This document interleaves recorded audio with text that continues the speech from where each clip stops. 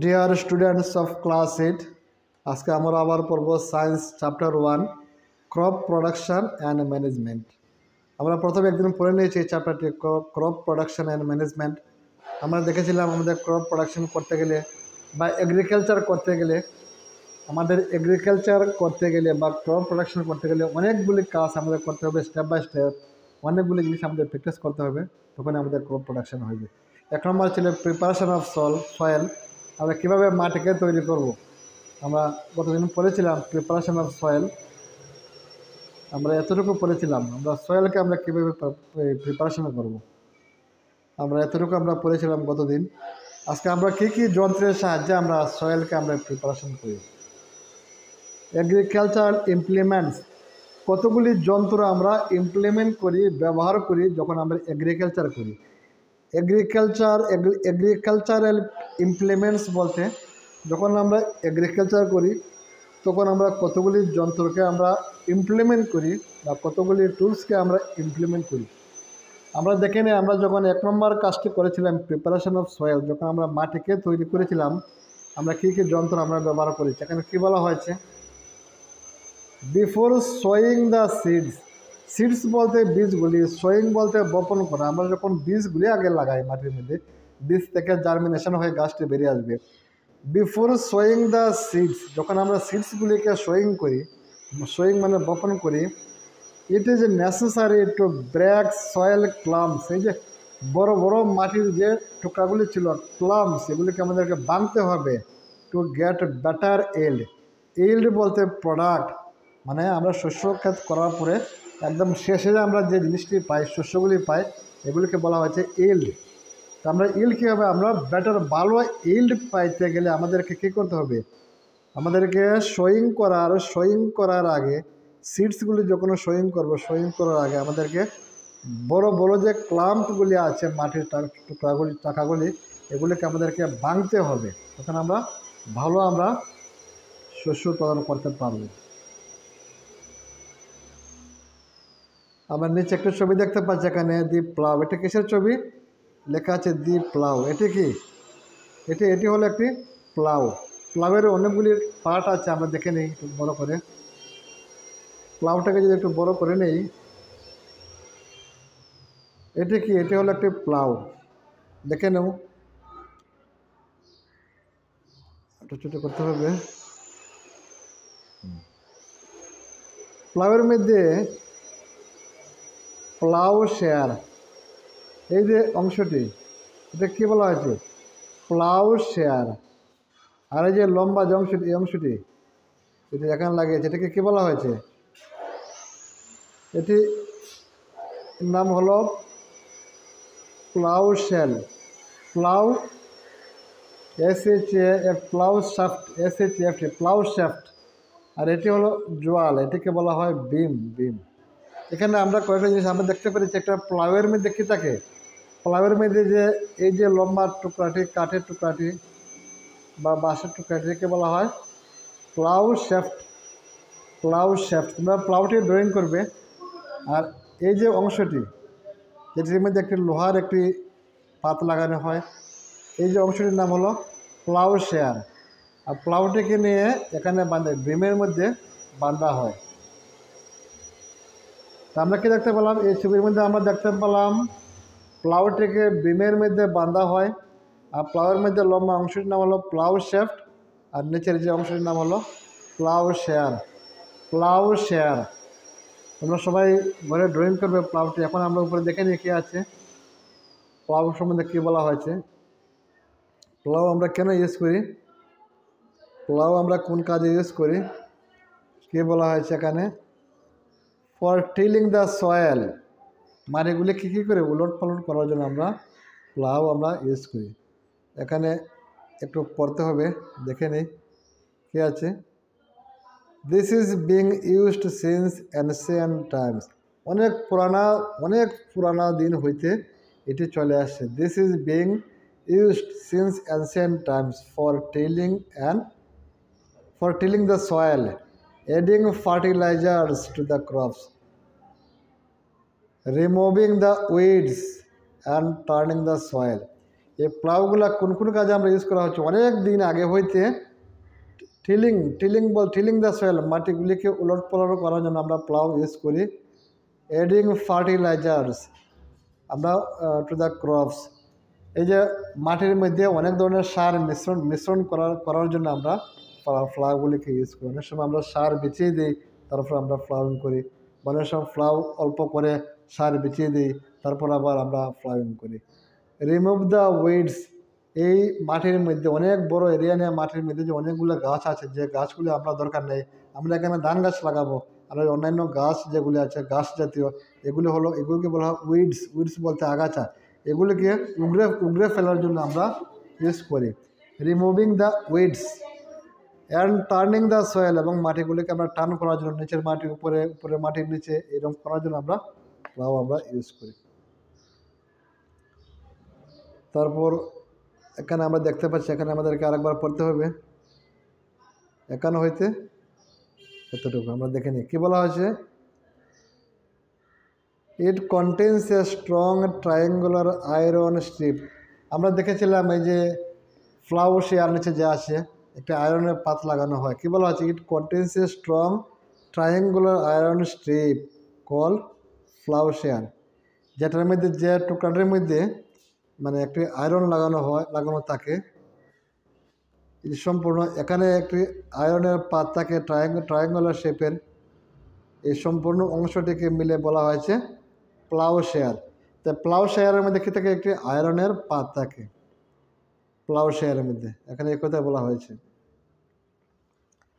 এখানে এই কথাই বলা হয়েছে it contains a strong triangular iron strip called ploughshare. এখানে প্লাউ সম্বন্ধে ডেসক্রাইব করা হয়েছে, প্লাউ সম্বন্ধে বলা হয়েছে। The main part of the plough is a long of wood which is called a plough shaft.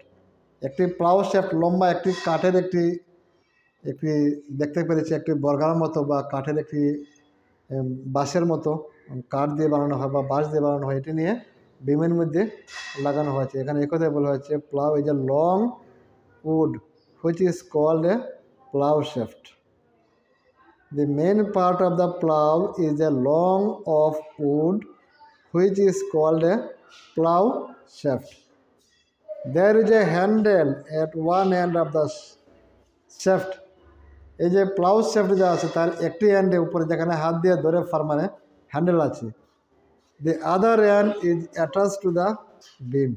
ওই যে বিমের মধ্যে যে বাঁধা হয়েছে যে লম্বা যে প্লাউ শ্যাফটটি, এটা একটি বিমের মধ্যে লাগানো হয়েছে আর আরেকটি নিয়ে প্লাউয়ের মধ্যে লাগানো হয়েছে। এক্ষেত্রে বলা হচ্ছে যে other hand attach to the beam, একটি বিমের মধ্যে আরেকটি এই প্লাউয়ের মধ্যে, which is placed on the bull's neck. Bull's neck বলতে বুল, যে দুইটি বুলে এই লাঙলটি চালায় প্লাউটি, দুইটি বুলের গলার উপরে মানে বুলস নেক গলার মধ্যে রাখানো হয়েছে বিমটি, এই বিমের মধ্যে নিয়ে বাঁধা হয়।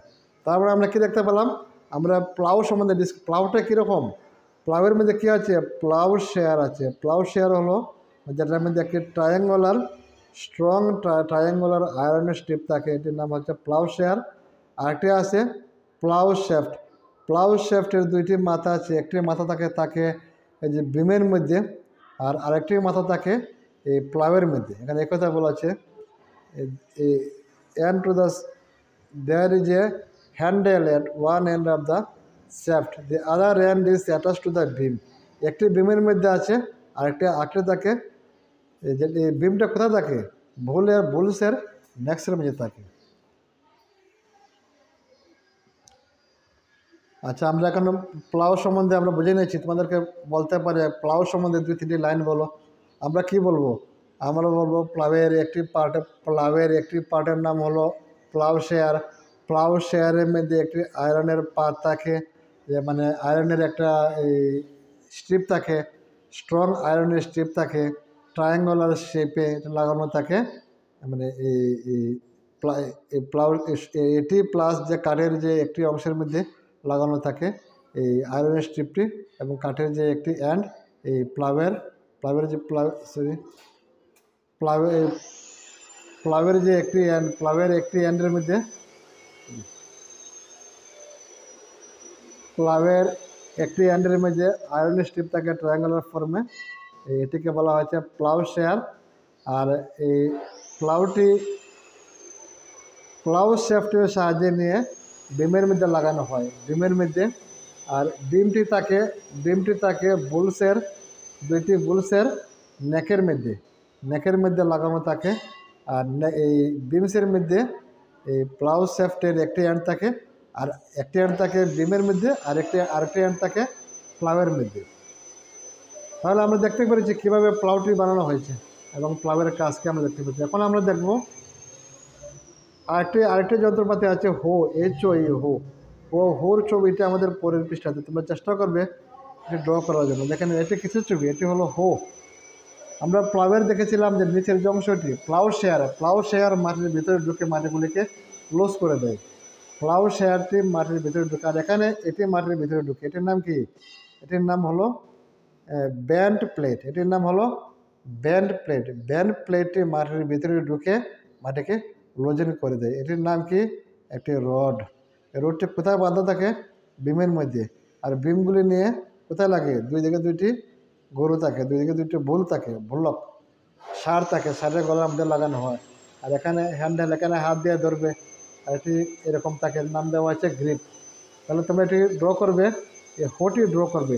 হো আমরা ইউজ করি, আমরা মাটিগুলিকে নরম করার জন্য আমরা প্লাউ ইউজ করি আর হোকে ইউজ করি। এখন দেখেন এই হোকে কীভাবে বর্ণনা করা হয়েছে, বলা হয়েছে it is a simple tool which is used for removing weeds and for loosening the soil. সয়েলকে লুজ করতে ব্যবহার করা হয়। আর রিমুভিং অফ উইডস, আগাছা, যে গাছগুলির দরকার নেই এই সমস্ত গাছকে উগড়ে ফেলার জন্য এই মাটি হইতে এই হোকে ব্যবহার করা হয়। হো কোন কাজে ব্যবহার করা হয়? রিমুভিং অফ উইডস আর লুজেনিং অফ সয়েলস হো আমরা ব্যবহার করি। It has a long rod of wood, তার একটি কাঠের লম্বা একটি রড আছে। ওর আয়রনের বা কাঠের একটি লম্বা একটা রড আছে। আমরা দেখেছিলাম এই প্লাউয়ের মধ্যে একটা আছে, তার মধ্যে আছে, এটাকে বলা হয়েছিল plough shaft. A strong broad and band plate of iron is fixed to one ends. এই যে হোর একটি এন্ডে দিয়ে আমরা দেখেছিলাম কি করেছে, একটি স্ট্রং ব্রড বড় আর ব্যান্ড প্লেট লাগানো হয়েছে ফিক্সড টু ওয়ান এন্ডস। এই হওয়ার একটি এন্ড দেয় প্লাউ শেয়ারের যেরকম এখানে এটি এই ব্যান্ড একটি আয়রনের লাগানো হয়েছে। অ্যান্ড কি বলা হয়েছে? And works like a blade, এটি ব্লেডের মতো কাজ করে। It is pulled by animals, এটি অ্যানিমেল দিয়ে টানা হয়। It is pulled by animals. তাহলে আমরা দেখতে পেরেছি এখানে প্রায় আমাদের যে প্লাউ যে আছে, প্লাউ, লাঙ্গল এবং হোর ফাংশনটি প্রায় একই ধরনের, একই ধরনের ফাংশন আমরা দেখতে পাচ্ছি। আমাদের লাঙ্গলের একটি ছিল, এটির নাম হলো হো। আগের পৃষ্ঠাতে আমরা করেছিলাম প্লাউ। হোর যেমন ব্যান্ড প্লেট থাকে, একটি ব্যান্ড প্লেট। আর প্লাউয়েরও কি থাকে, নিচে থাকে প্লাউ শেয়ার। এর থাকে ব্যান্ড প্লেট, এটা থাকে প্লাউ শেয়ার। তারও একটি এরকম থাকে রড, আর তারও একটি এরকম রড থাকে। এটাকে নাম বলেছে প্লাউ শ্যাফট। আর এটিকে যেখানে বাঁধা হয় এটার নাম হলো বিম। এটাকেও যেখানে বাঁধা হয় এটার নাম হলো বিম। আর এখানে হ্যান্ডেল আছে, এখানেও হ্যান্ডেল আছে। আর বিমটি নিয়ে কোথায় বাঁধা হয়? বিমটিকে নিয়ে অ্যানিমেলের নেকের উপরে বাঁধা হয়। এটিরও যে বিমটি নিয়ে অ্যানিমেলের নেকের মধ্যে রাখা হয়। দুটির কাজ মাটিকে টিলিং করা, উলটপালট করা এবং মাটিকে লজেনিং করা। তাহলে আমরা বুঝে গিয়েছি আমাদের প্লাউয়ের কাজকে এবং কাল্টিভেটর প্লাউ এবং হোর কাজকে। এখন আমরা দেখব কাল্টিভেটরের কাজকে। এখানে যে আমরা আরেকটি যন্ত্র দেখতে পাচ্ছি, এটার নাম হলো কাল্টিভেটর। ভালো করে দেখে নাও, এটার নাম কি? কাল্টিভেটর। তোমরা সবাই ট্র্যাক্টর দেখেছো, এটি হলো এক ধরনের গাড়ি, যে গাড়িগুলি কাদা রাস্তা দিয়ে বা ক্ষেতের উপর দিয়ে চলাফেরা করতে পারে, শস্য ক্ষেতের উপর দিয়ে চলাফেরা করতে পারে, অল্প জল, অল্প কাদা, শক্ত মাটি এগুলো দিয়ে চলাফেরা করতে পারে। তার পিছন দিয়ে কী লাগানো হয়েছে? তার পিছন দিয়ে লাগানো হয়েছে cultivator. Cultivator driven by a tractor, এটির নাম হলো ট্র্যাক্টর। এই ট্র্যাক্টরে কী করছে, কাল্টিভেটরকে চালাচ্ছে। কাল্টিভেটর কী করছে আমরা দেখে নিই। নাওয়েডেজ বলতে এখনকার সময়, nowadays ploughing is done by tractor driven cultivator. একটা যে ট্র্যাক্টরে একটা কাল্টিভেটরটা চালায়, আমরা সহজে বললে যে ট্র্যাক্টরে কী করে, ট্র্যাক্টর দিয়ে আমরা মাটিকে লোজনিং করছি, আমরা হাল চাষ করছি। কিন্তু ট্র্যাক্টরের মধ্যে দুইটি পার্ট আছে। ট্র্যাক্টরে হাল চাষ করছে না, ট্র্যাক্টরের পিছনে একটা কাল্টিভেটর লাগানো থাকে, আর ট্র্যাক্টরে শুধু এটাকে নিয়ে যাচ্ছে, সামনের দিকে নিয়ে যায়। কোনো সময় কাল্টিভেটর লাগাই, কোনো সময় আমরা লেভেলিং করার সময় লেভেলার লাগাই, অনেক কিছু আমরা লাগাতে পারি। তো আমরা কী দেখতে পাচ্ছি, এখনকার সময় nowadays ploughing is done by tractor driven cultivator. এখনকার সময় মানুষে কী করে, প্লাউইং কী দিয়ে করে, ট্র্যাক্টর দিয়ে করে, tractor driven cultivator. The use of cultivator saves labour and time. এই কাল্টিভেটর দিয়ে যদি আমরা প্লাউইং করি, তাহলে আমাদের অনেক মানুষ লাগবে না এবং অনেক সময়ও বাঁচবে। কম সময় আমরা বেশি কাজ করতে পারবো। বিশাল বিশাল জমি, বেশি পরিমাণ ক্ষেত যাদের আছে, যারা ক্রপ প্রোডাকশন করে, তারা ট্র্যাক্টর ড্রাইভেন কাল্টিভেটর দিয়ে তারা মাটিকে লোজনিং করে। তাহলে আমরা বুঝে গেছি, প্রথম আমরা মাটিকে লোজনিং করেছিলাম, আমরা প্লাউ দিয়ে মাটিকে লোজনিং করেছিলাম। প্লাউয়ে কীভাবে মাটিকে লোজনিং করে আমরা শিখেছি। প্লাউয়ের কী কী পার্টস থাকে, হো দিয়ে মাটিকে আমরা লোজনিং করেছিলাম, হোর মধ্যে কী কী পার্টস থাকে, কোন কোন পার্টসটি নিয়ে গরুর নেকের মধ্যে লাগানো হয়, তারপর কীভাবে মাটিকে লোজনিং করে। এখন লাস্টে আমরা দেখেছি আমরা এই ট্র্যাক্টর ড্রাইভেন কাল্টিভেটর দিয়ে কীভাবে মাটিকে লোজনিং করা হয়। বিশাল পরিমাণ এখনকার সময় আমরা মানুষের প্রায় আমরা এই ট্র্যাক্টর দিয়ে মাটিকে লোজনিং করি। আমরা আর এখন আগের যে সিস্টেম ছিল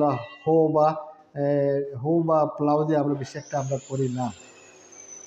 আমাদের 1 নম্বর কাজ শেষ হয়ে গেল। ক্রপ প্রোডাকশন করতে আমাদের যে 7টি কাজ করতে হবে, 7টি প্র্যাকটিস। প্রথম নম্বরের প্র্যাকটিস ছিল আমাদের প্রিপারেশন অফ সয়েল, এটা হয়ে গেল। 2 নম্বর হলো আমাদের সোয়িং।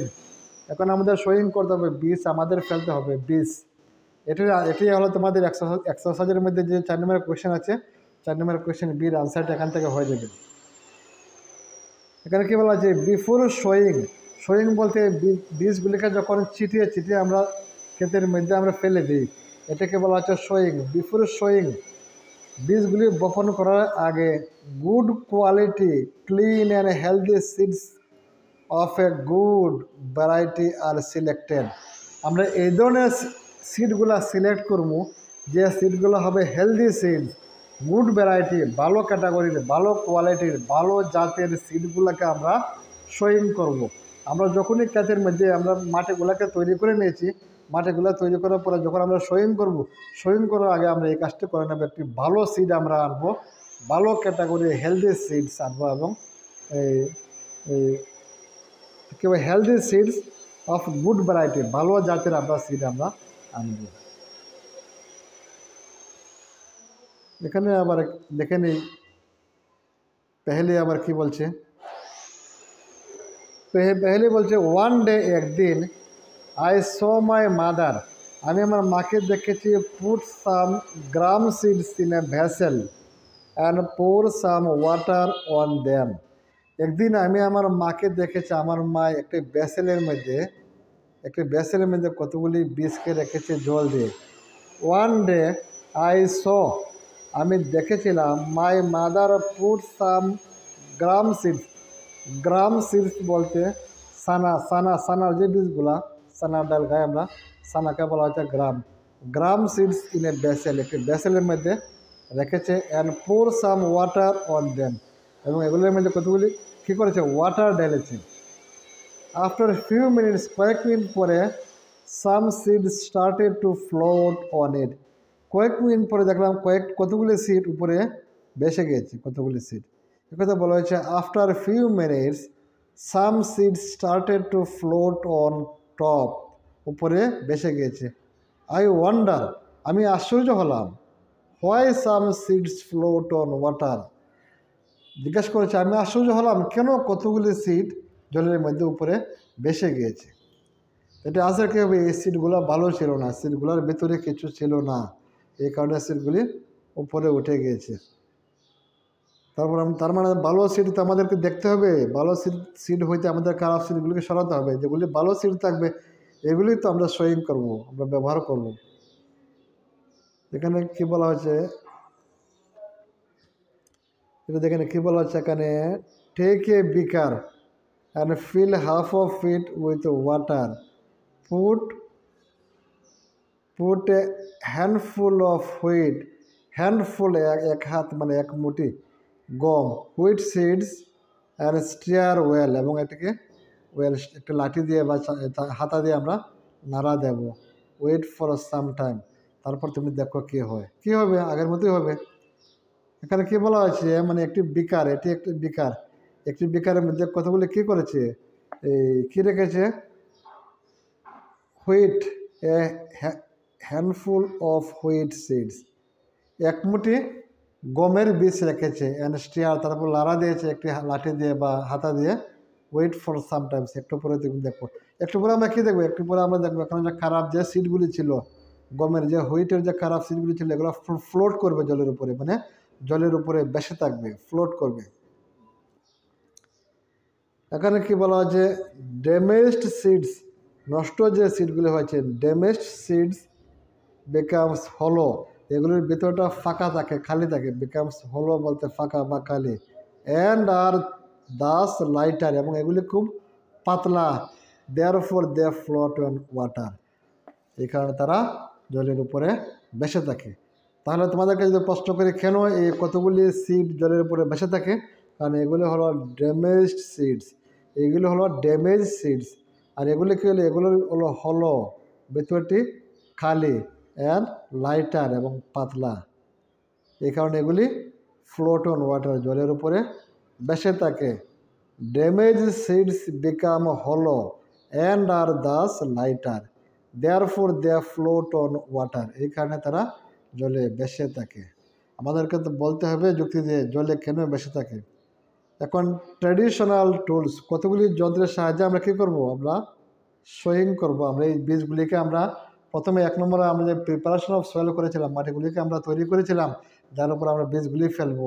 এখন বীজ ফেলতে গিয়ে আমাদের কী করতে, ট্র্যাডিশনাল সয়েল, কতগুলা পুরানা দিনের সিস্টেমে আমরা বীজ ফেলি, আর কতগুলা নতুন সিস্টেমে আমরা আধুনিক সিস্টেম পদ্ধতিতে আমরা বীজ আমরা বপন করি। আমরা দেখে নিই, এখানে একটা ছবি দেখতে পাচ্ছি, ছবিটা ভালো করে দেখে নেও। একটি কী বলা হয়েছে এখানে, ট্র্যাডিশনাল এখানে কী বলা হচ্ছে, traditional method of showing. Showing বলতে বীজগুলিকে মানে ছিটিয়ে ক্ষেতের মধ্যে ফেলাকে বলা হয় শোয়িং, মানে বপন করা। ট্র্যাডিশনাল মেথড মানে পুরানা দিন হইতে এই ধরনের মেথড চলে আসছে। আমরা কি দেখছি, গাড়ির মধ্যে আমরা দেখতে পাচ্ছি একটি লাঙ্গলের মতো কী একটা জিনিস নিয়েছে এরকম, তারপর উপরে কী আছে এটি এরকম, এটির মধ্যে বীজ ফেলছে, বীজ নিচে গিয়ে এরকম উপরে জিনিসটি মাটিকে গ্যাপ করে মাটিকে এরকম সরিয়ে নিচ্ছে দুই দিকে, যখন সরিয়ে নিচ্ছে মাটিগুলোকে মধ্যে গ্যাপ হয়েছে, গ্যাপের মধ্যে গিয়ে এখান থেকে বীজগুলি পড়ছে। এটি হলো ট্র্যাডিশনাল মেথড, পুরানা দিনের পদ্ধতি।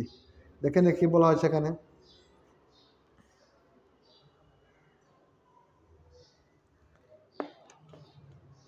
কি বলা হয়েছে, একটু বড় করতে হবে।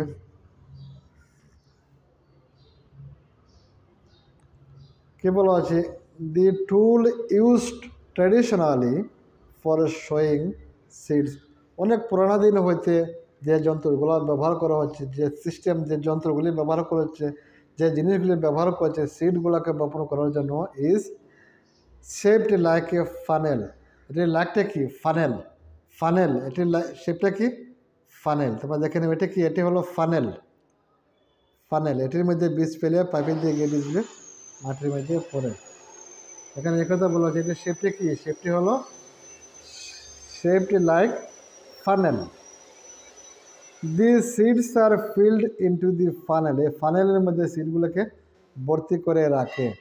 Pass down through 2 or 3 pipes having sharp ends, এই যে ফানেলটি ছিল, ফানেলটি থেকে 2-3টি পাইপ আছে এরকম, এই পাইপে দিয়ে কী করে সিডগুলি নিচে গিয়ে পড়ে।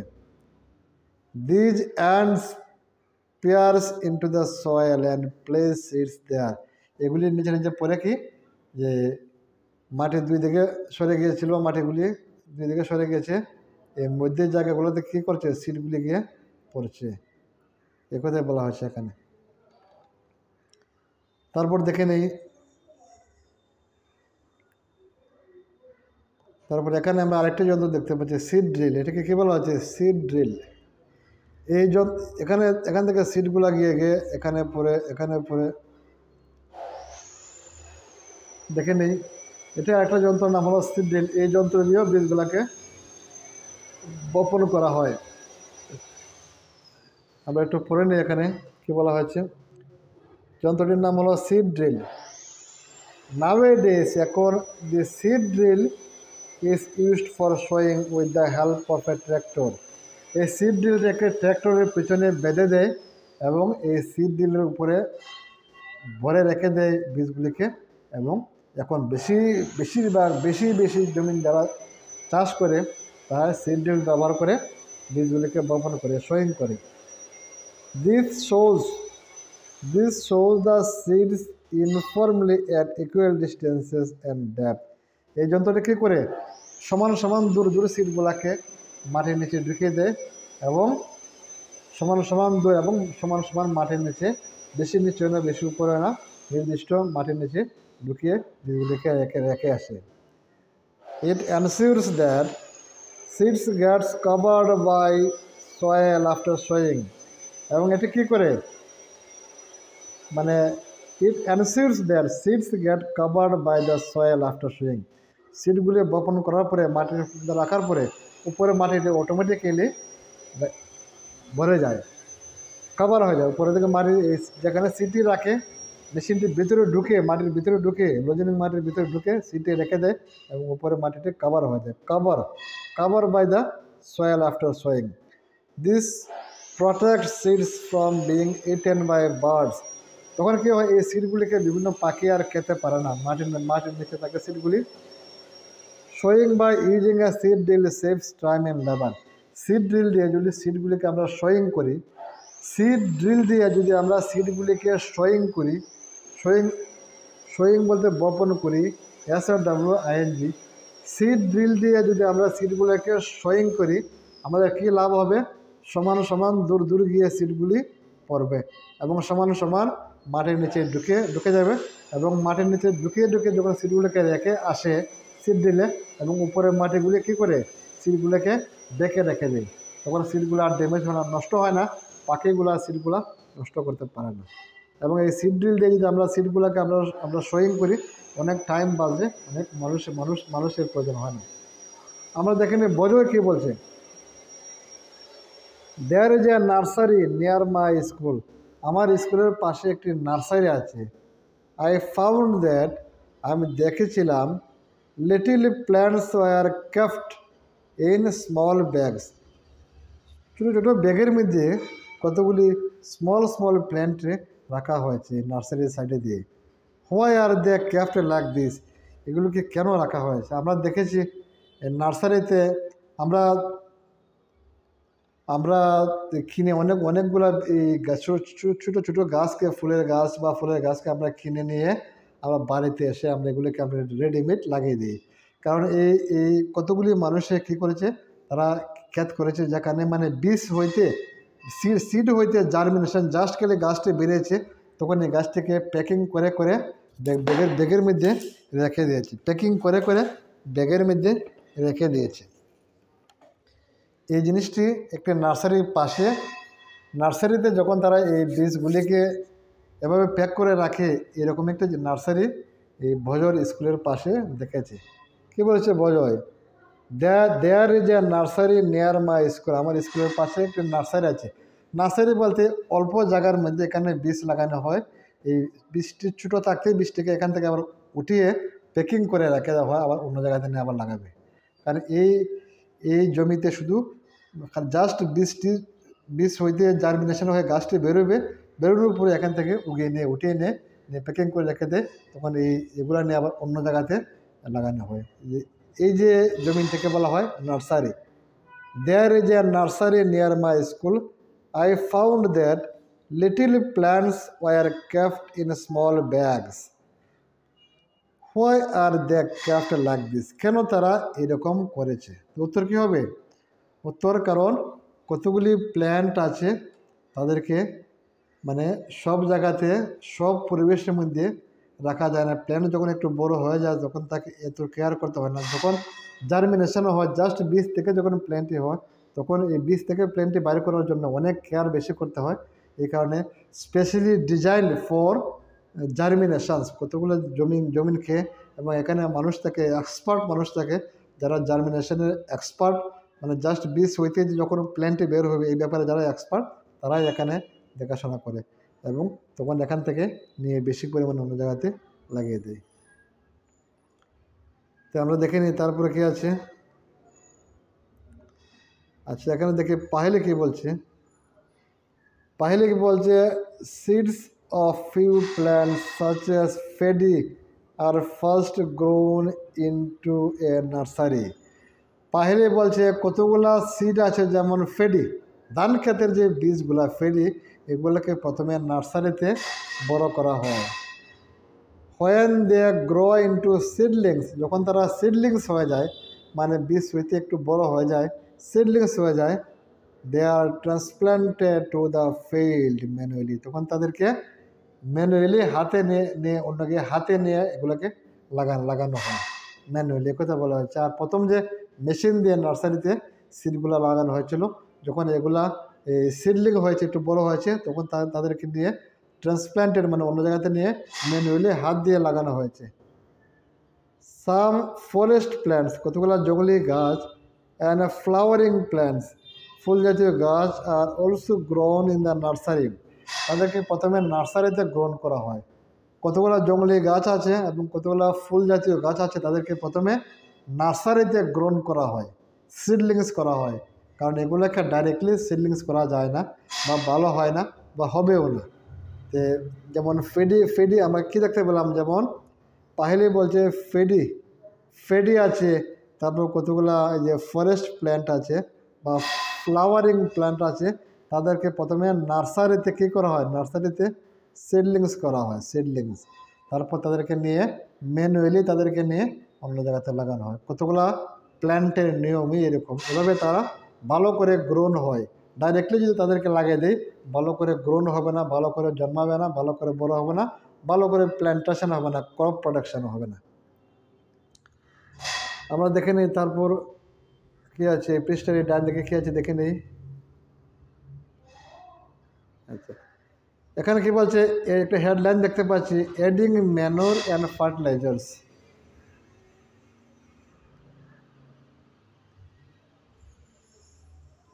এখানে আমরা একটা হেডলাইন দেখতে পাচ্ছি,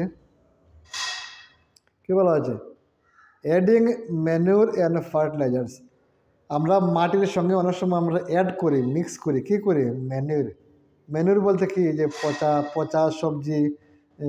পচা সবজিগুলো আমরা রান্না করে যে সবজিগুলো পচে যায় বা যেগুলো কেটে ফেলে দিই, এরকম অনেক জিনিসগুলোকে আমরা নিয়ে একটি ডাস্টবিনের মধ্যে বড় জিনিস রাখি, এগুলোর মধ্যে এক ধরনের সার বানানো হয়, এগুলোকে বলা হচ্ছে ম্যানুর। যারা গোবর রাখি, অনেক সবজি আমরা কেটে যেগুলো দরকার নেই সব এখানে আমরা নিয়ে রেখে দিই, মাংস কেটে মাংসের পচা যেগুলো সব এখানে রেখে দিই, তখন এখানে সার হয়ে যায়, এটাকে বলা হয় ম্যানুর। আর ফার্টিলাইজার্স অনেক সময় ফ্যাক্টরিতে বানানো হয়, কিনতে পাওয়া যায় বিভিন্ন ধরনের ফার্টিলাইজার সার, যেগুলো আমরা মাটির মধ্যে মিক্সড করি। এখানে এই কথাই বলা হয়েছে অ্যাডিং ম্যানুর অ্যান্ড ফার্টিলাইজার্স। কে বলা হচ্ছে, the substances which are added to the soil in the form of nutrients for the healthy growth of plants are called manure and fertilizers. কি বলা হয়েছে, the substances which are added, যে জিনিসগুলি, কতগুলো জিনিস আমরা অ্যাড করি মানে মিক্স করি, টু দি সয়েল, মাটির সঙ্গে, কীভাবে, in the form of nutrients, এরা ধরে নেও মাটির ধরে নেও নিউট্রিয়েন্টস কার লাগে, for the healthy growth of plants, যাতে প্ল্যান্টসগুলো স্বাস্থ্যবান হতে পারে, প্ল্যান্টগুলোর হেলদি গ্রোথ হয়, যাতে ভালোভাবে তারা গ্রোথ হয়, বাড়তে পারে, তাদের নিউট্রিয়েন্টসের জন্য আমরা কি করি, ম্যানিউর এবং ফার্টিলাইজার্স আমরা অ্যাড করি। প্ল্যান্টের কি লাগে, প্ল্যান্টের লাগে নিউট্রিয়েন্টস, কারণ নিউট্রিয়েন্টস যদি প্ল্যান্টে মাটি হইতে না পায় তাহলে প্ল্যান্টে গ্রোথ হবে না, প্ল্যান্টটা বড় হবে না। তো তো প্ল্যান্টে ভালো করে নিউট্রিয়েন্টস পাওয়ার জন্য, অর্থাৎ প্ল্যান্টের হেলদি গ্রোথ হওয়ার জন্য, আমরা কি করি, আমরা কতগুলি সাবস্টেন্সকে আমরা কি করি, অ্যাড করি।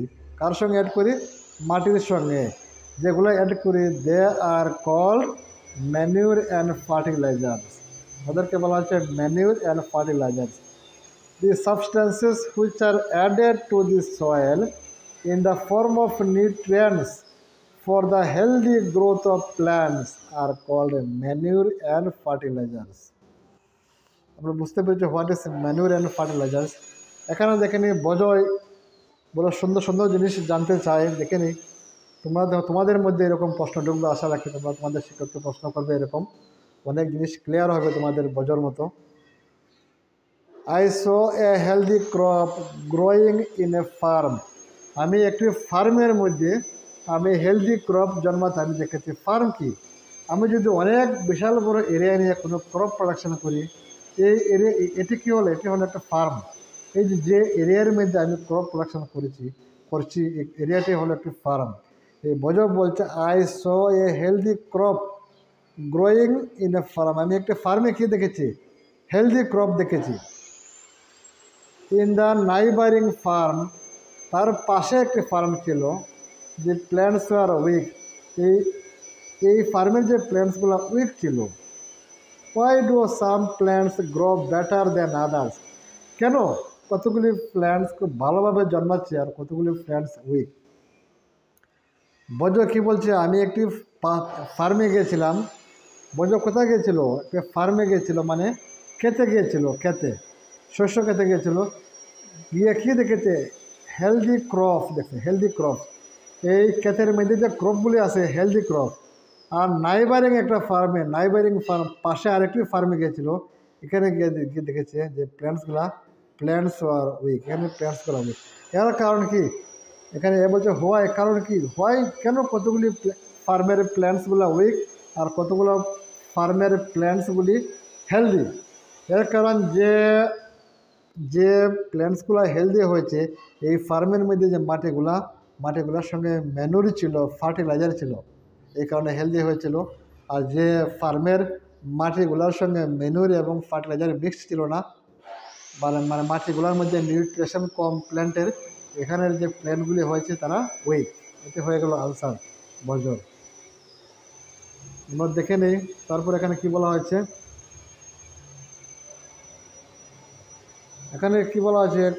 Continuous cultivation of crops makes the soil poor in nutrients. কী বলা হয়েছে? কন্টিনিউয়াস কাল্টিভেশন অফ ক্রপস, মানে একটি ক্ষেতের মধ্যে যদি আমি বারবার একই ধরনের গাছ লাগাই, তাহলে মাটির মধ্যে এই প্ল্যান্টের যে নিউট্রিয়েন্টসগুলো দরকার কমে যায়। Makes the soil poor in nutrients. ধরে নেও একটি ক্ষেতের মধ্যে আমরা ধান গাছ লাগাচ্ছি। কী লাগাচ্ছি? ধান গাছ। বারবার যদি এই বছর লাগাইছি, আগামী বছর, তারপরের বছর, 3 বছর, 4 বছর, 5 বছর, 10 বছর যদি বারবার আমরা ধান ক্ষেতই লাগাই, তখন ধান ক্ষেতের যে নিউট্রিয়েন্টসগুলো আছে এই মাটির মধ্যে নিউট্রিয়েন্টসগুলো শেষ হয়ে গেছে, কমে যায়, নিউট্রিয়েন্টসগুলো কমে যায়। এখানে একথাই বলা হয়েছে continuous cultivation of crops makes the soil poor in nutrients. সয়েলগুলো কী করছে? পোর, নিউট্রিশনগুলো কমে গেছে। Farmers have to add manure to the fields to replenish the soil. তখন ফার্মাররা কী করে, কৃষকরা কী করে? মাটির মধ্যে ম্যানিউর মিক্স করে, টু রিপ্লেনিশ দ্য সয়েল, যাতে এই সয়েলের মধ্যে আগে যে নিউট্রিয়েন্টগুলো ছিল এই নিউট্রিয়েন্টসগুলো যাতে ঘুরাইয়া আসে, উইথ নিউট্রিয়েন্ট, যাতে ঘুরিয়ে পাওয়া যায়। তারপর কী বলা হয়েছে? Improper or insufficient manuring results in weak plants. যদি আমরা ভালো মতে আমরা ম্যানুর ইউজ না করি, ইমপ্রপার or insufficient ম্যানুর, যতটুকু দরকার ম্যানুর মিক্সড করা, এতটুকু যদি মিক্সড না করি, তাহলে প্ল্যান্টসগুলো আমাদের উইক হয়ে যাবে। কী হয়ে যাবে? উইক হয়ে যাবে। কী বলা আছে? ম্যানুর ইজ অ্যান অর্গানিক সাবস্টেন্স। ম্যানুর কি? ম্যানুর হলো একটা অর্গানিক সাবস্টেন্স। অর্গানিক বলতে আমরা অনেক ডাস্টবিন দেখেছি, রাস্তার পাশে অনেক ডাস্টবিন থাকে, মানুষের বাড়ির পিছনে অনেক ডাস্টবিন থাকে। এই ডাস্টবিনের মধ্যে অনেক সবজি, আমরা যেগুলো সবজি আমাদের দরকার নেই, যে গাছগুলো মরে গেছে, সবজিগুলো মরে গেছে, রান্না করার পরে অনেক আবর্জনা থাকে, এগুলো আমরা নিয়ে ডাস্টবিনে ফেলে দিই।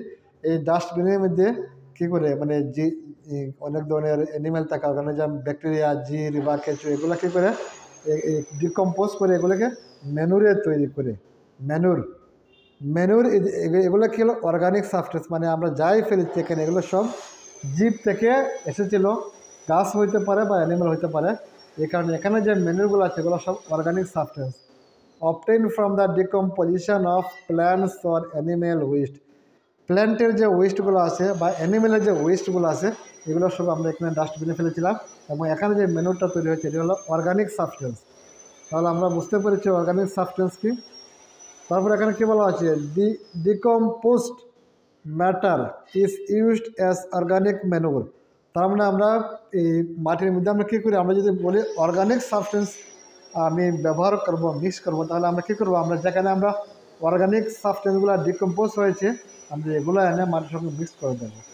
দি decomposed matter is used as organic manure. আমরা ডিকম্পোজ যেগুলো হয়েছে ডাস্টবিনের মধ্যে, ডিকম্পোজ যেগুলো হয়েছে এগুলোকে এনে আমরা মাটির সঙ্গে মিক্স করবো, এটাকে বলা হয়েছে vermi composting. What is vermi composting? এটাই হলো বার্মি কম্পোস্টিং। এই যে অর্গানিক সাবস্টেন্সগুলো ডিকম্পোজ হয়েছে, ডিকম্পোজ হয়ে এটি ম্যানুরে তৈরি হয়েছে, এই ম্যানুরগুলো আমরা জলের সঙ্গে মিক্সড করব, আমরা এই মাটির সঙ্গে মিক্সড করব, এটাকে বলা হয়েছে বার্মি কম্পোস্টিং। নিচে এখানে লেখা আছে দেখেন, what is vermi composting. What is, এক্সামে আসতে পারে, হোয়াট ইজ বার্মি কম্পোস্টিং, এখানে শেষ করে দেব। Vermicomposting is a process in which the earthworms, মাটির নিচে যে earthworms থাকে, মাটির নিচে যে earthworms থাকে বা earthworms convert the organic waste into manure rich in high nutritional content.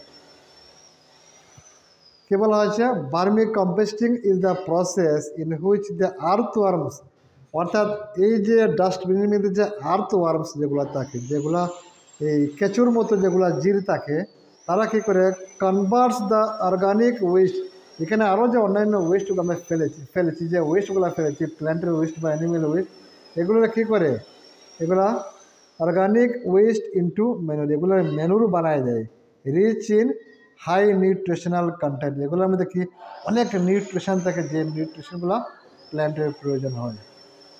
তাহলে ছাত্র আজকে আমরা এখানে শেষ করে দেব, আমরা আবার নতুন ভিডিও নিয়ে আসবো। ধন্যবাদ সবাইকে।